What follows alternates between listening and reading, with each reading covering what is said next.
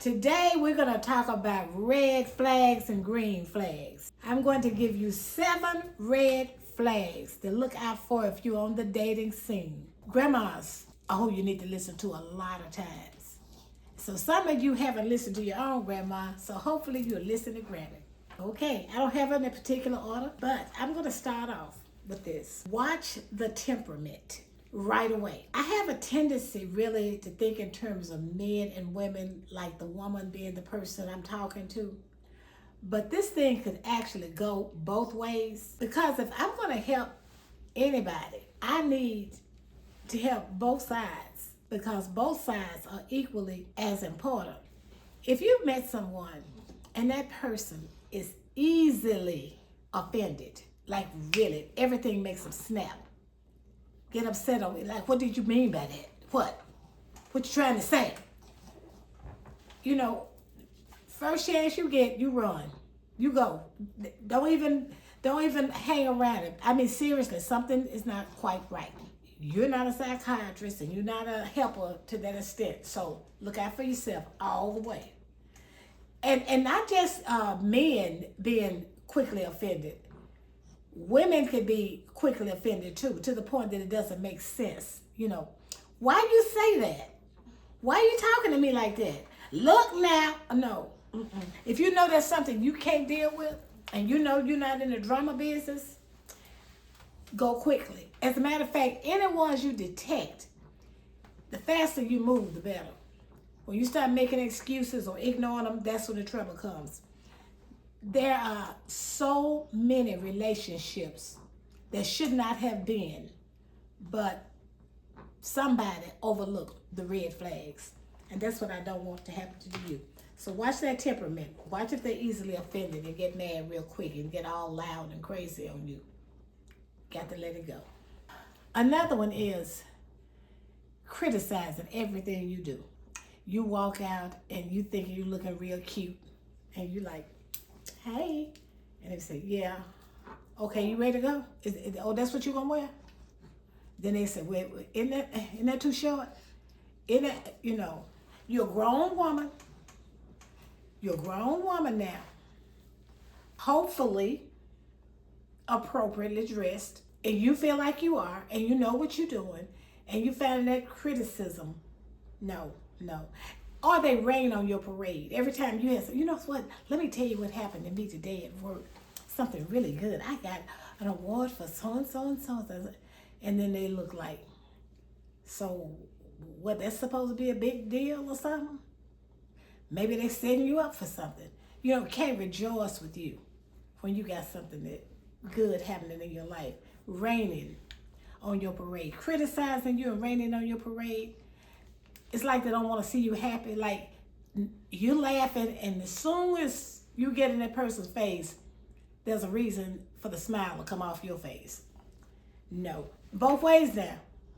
If somebody wipes the smile off your face and you coming in good humor, with good intentions, and you feeling good about him, her, feeling good about yourself, and all of a sudden, they say something and make you like, and make that little thing happen inside you.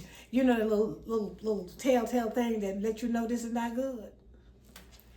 Watch that. They ought to at least be happy for you. When you're happy, they ought to at least be happy for you. If they can't even pretend to be happy, that's not a good thing. That is a red flag. Another one is broke and begging. Now, I mean that.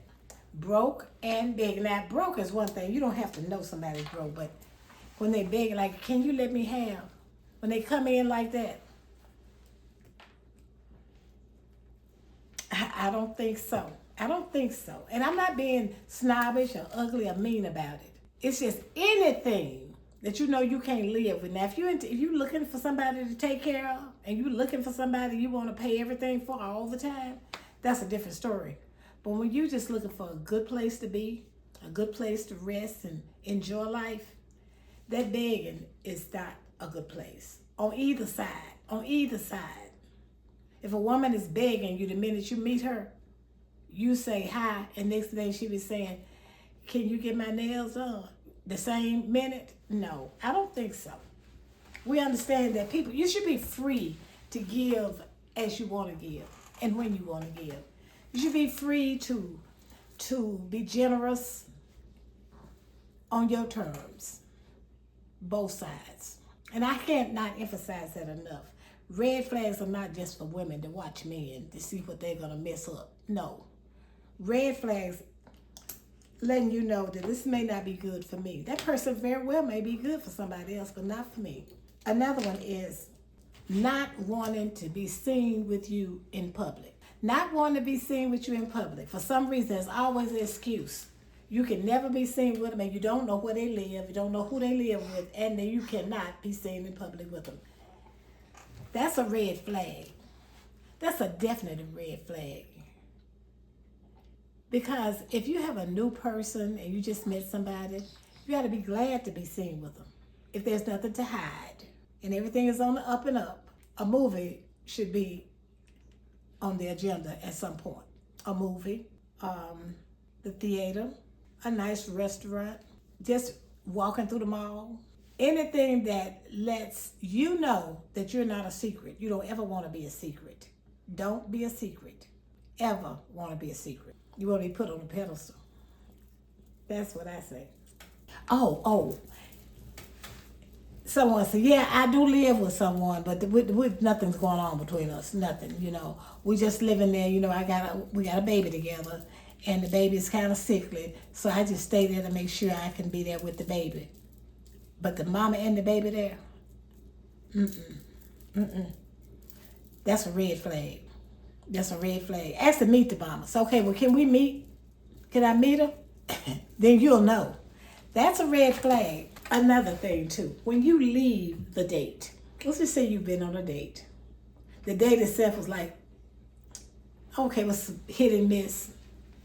And then you're at home and you're thinking, wonder what did he mean when he said so-and-so? Wonder what did she mean when she said that? And all of a sudden your feelings start getting hurt after you get home. That's not good. You're supposed to feel good. You're supposed to be laying there.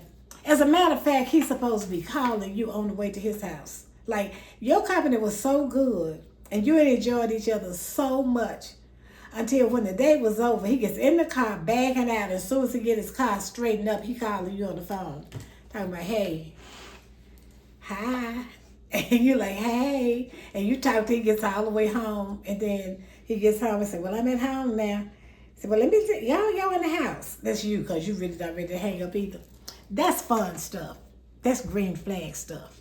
And I think I'm just throwing it in there. I was going to wait for the green flag, but I had this thought about what it ought to be like and how much fun it should be. You have to be, seriously, when you look at red, it's not that you run around like, oh, I'm looking for a red flag. Let me see if I see another red flag. Oh, there's another. It's not that. But you got to care enough about yourself to be guarded. Now, I speak from experience, y'all, seriously. Now, it is true that I have been married about 3 or 4 times longer than I am old. I was only single for 17 years because I got married as a teenager. But that was because even as a teenager, I was so guarded. I was so observant to other people around me. Watch other people. You learn a lot from just watching other people. I had seen boys and girls together, or I've heard girls say, that's my boyfriend. And then when you see him, he said, no. No, I don't go with that girl. When I met my husband, I already had seen him. And everybody who knows me knows this story. And they probably tired of hearing it, but I'm going to tell you this. Because I think that it was divine. I think it was purely divine intervention. Yeah, intervention. My mom was a single lady. She was raising 4 children by herself. So I knew how hard it was to try to keep up with children and go to work and not have somebody. I understood all that. So there was so much I didn't want for myself. And I definitely didn't want to be at school talking about somebody was my boyfriend and they have never owned me. And they tell people, no. And they say it like that too, no. Maybe it was my teenage ego, I don't know. But I was so guarded against that. Until when my husband started talking to me. I was already suspicious for more reasons than one. My mom had told me older guys only wanted one thing. She told me that that's what they wanted, one thing. And then she would say that, oh, she also said all men were dogs. So I'm already on guard, real hard guard, okay? And I had to learn for myself. So this is what happened. For some reason, I still to this very day, 60 decades later, don't understand why. I sat in my window and watched this boy walk this girl home every single day. I just watched him walk her home. And I watched the way he looked at her. I used to watch the way he held her books in her purse and she's swinging her little arms. And I said to myself, that's the kind of boyfriend I want. I mean, this is a teenager me. This is a teenage me. That's the kind of boyfriend I want. And when I got to my class, when the new school year opened, this boy was sitting in the class. And the minute he saw me, he came to me and started, as we used to say then, hitting on me. And I'm going to cut this short and say this. That was the same boy that was walking down the street, the same boy that hit on me time he saw me. That's my husband that I've been married to 61 years. Now, I know it was divine because my mama told me that all men were dogs. And she told me older boys only wanted one thing. I was in the 10th grade, he was in the 12th. And so these things were in my mind. Plus, I really thought he was a dog because I thought he had a girlfriend. Not realizing that was just a teenage fling and it was over. But I said all that to say this. I was on my guard, not because somebody gave me a list of red flags. I was on my guard because my mama had put me on my guard and I paid attention to what she had to say. So that's another reason I tell you, if you're a young person, pay attention to what older people say to you, especially the ones you know love you, especially the ones you know have your best interests at heart, especially those who you know are positive people and nice people and not always looking for something bad or something negative. Positive people, and still all of a sudden, they don't like somebody for you. You need to really take a look at that. That's another red flag when the people around you see something you don't see. At least stop and wait and look. Well, this particular boy, everybody liked him day one. Everybody, all the old ladies on my street, my mama, all the people in the church. And I was guarded, but I didn't know that that's what that was. But now I know. And now I know, so I'm telling you to be guarded up front on purpose. I wasn't guarded on purpose. I was on guarded just because I was guarded. But I want you to be guarded on purpose. Start looking for things. Now, one of the things that he did, and I'm going to throw a green flag in here right now, is he was consistent. Always showed up when he said he was going to show up. Never made it excuses of not being there. Always called if he couldn't make it. Always. He might be a little early, but never late. One really, really, really, really dangerous one as far as I'm concerned. And that's the one where that person never wants you around the people in your life that you had before that person showed up, your loved ones. Don't want you with your loved ones, trying to keep you away, isolated and away from everybody. That's a real scary one. Don't stand for it. If they just say, no, I'm going to go see my sister now. And if it causes you too much problem, then you know you have to let that go because your sister was already there. You just met this man this morning.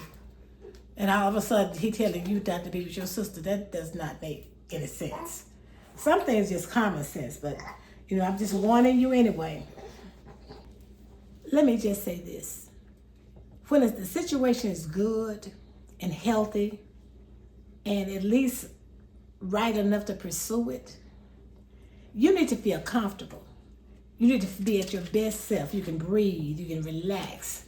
You don't have to worry about wonder where he is, wonder where he's gonna call, wonder if she shows up, wonder if she's not, why she's not answering my calls. You don't go through any of that. You're at peace. You're your best self. And then you can gradually and slowly let yourself fall in love. And I'm gonna go right back to this a minute and tell you this. When I finally turned loose and stop being so guarded. this is when it happened. And this is how I know that I was above my own age limit, even then at 15, 16 years old. He was with me every day from the first day he saw me. From that very first day until this day, he's been with me. And he was walking around with me then. And I was like, you know, never said we didn't talk about girlfriend and boyfriend. He was just talking about how much he loved me. And I had never heard that either. But so I was soaking it in. And people were saying, do you go with Perry? Do you go with him? And I was like, no. Every time that no. So one of my friends asked me one day, and I said, why is everybody asking me this? Which was a dumb question, but I was a teenager. It was because we were together all the time. That's why. I thought that was the only reason why. So I said, why? And somebody said, because he said you are. I was like inside, oh, really? So he was telling everybody I was his girlfriend. And I was already in love with him, but I was being guarded still, not letting go. So only when I found out that he had spread the word, that the next time somebody asked me after this, and they said, do you go with Perry Martin? I said, yes. You got to feel good when you're in the company of someone new. You got to feel relaxed. You have to feel safe. And you have to be able to trust them. You have to always, and I'm going to end every one I ever give you with this, take care of yourself. Take care of yourself. Like this video if you haven't already done so. Invite your friends in. Subscribe to this channel. And I'll see you later.